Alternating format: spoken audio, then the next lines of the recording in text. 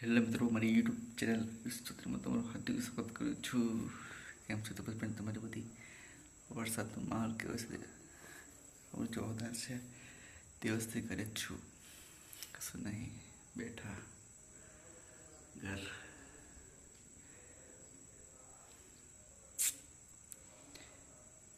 ખાવાનું બાવાનું નથી, આજે આરામ એમ જ ફરે ગઈ છે.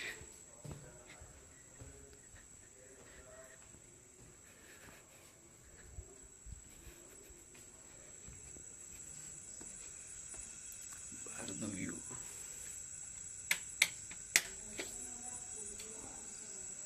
કઈ જ નહીં.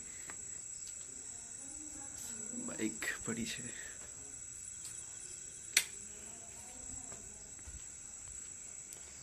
એટલે એમ કે મીકો થોડું ઘણું વ્યૂ આવતું એટલે કે વાતાવરણ ઠંડુ જ.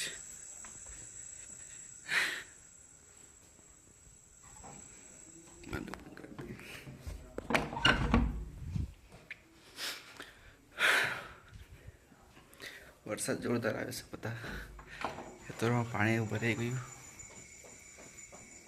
કયું ધંધા છે બીજું શું? ત્યાં નેક્સ્ટ વિડીયો મળીશું. વિડીયો ગમે તો લાઈક કરજો, શેર કરજો, સબસ્ક્રાઈબ કરજો.